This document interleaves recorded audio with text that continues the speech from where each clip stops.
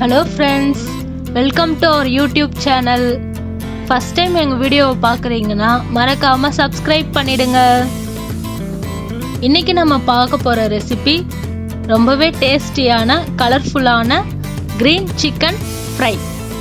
வாங்க எப்படி பண்றதுன்னு பார்க்கலாம். நமக்கு தேவையான ingredients வந்து என்னன்னு பார்க்கலாம் வாங்க.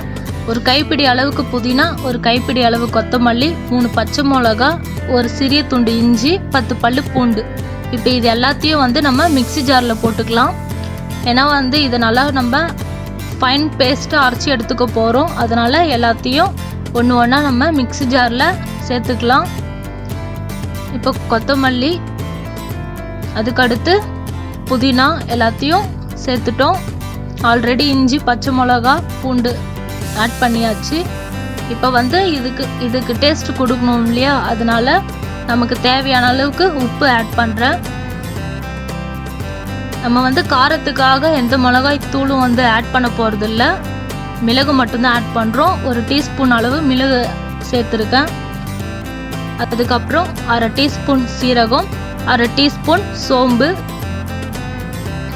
இப்போ இது எல்லாத்தையும் வந்து லைட்டாக தண்ணி விட்டு நல்லா பேஸ்ட் மாதிரி அரைச்சி எடுத்துக்கோங்க. நல்லா ஃபைன் பேஸ்ட்டாக அரைச்சிக்கோங்க. இந்த மாதிரி நல்லா ஃபைன் பேஸ்ட்டாக அரைச்சி எடுத்துக்கோங்க. அப்போ தான் நல்லா சிக்கனில் ஊறும். அடுத்து ஒரு மிக்சிங் பவுல் எடுத்துக்கோங்க. அதில் 1/4 கிலோ போன்லெஸ் சிக்கன் எடுத்திருக்கேன் நான். அதை வந்து நல்லா மஞ்சத்தூள் போட்டு வாஷ் பண்ணி எடுத்து வச்சுருக்கேன்.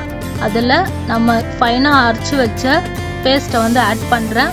இதை வந்து இதே மாதிரியே வந்து நம்ம பொரிக்க முடியாது. அதனால இந்த பிடிப்புக்காக, ஒரு பாண்டிங்காக வந்து நான் மாவுங்களை ஆட் பண்ண போகிறேன்.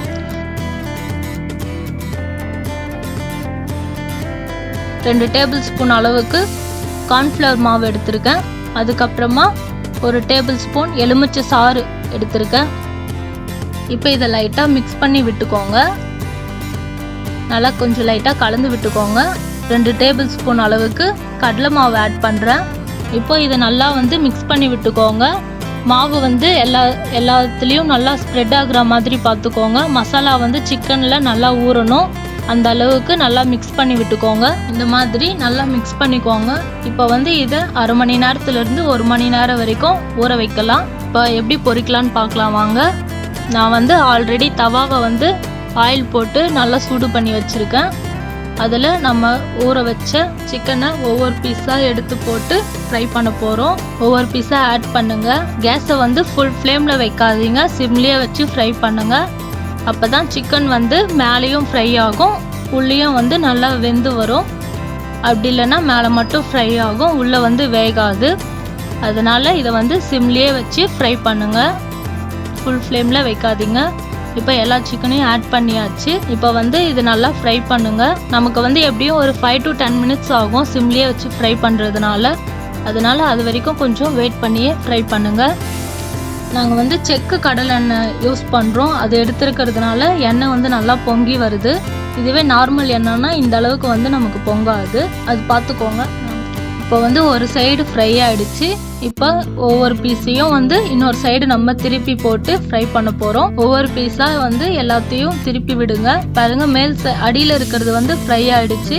இப்போ மேல் சைடும் ஃப்ரை ஆகணும், அதனால் எல்லாத்தையும் திருப்பி விட்டுக்கோங்க.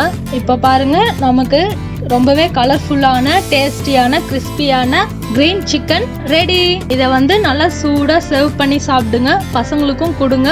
இது வந்து புது டேஸ்ட்டுன்றதுனால பசங்களும் நல்லா விரும்பி சாப்பிடுவாங்க, எல்லாருக்குமே பிடிக்கும்.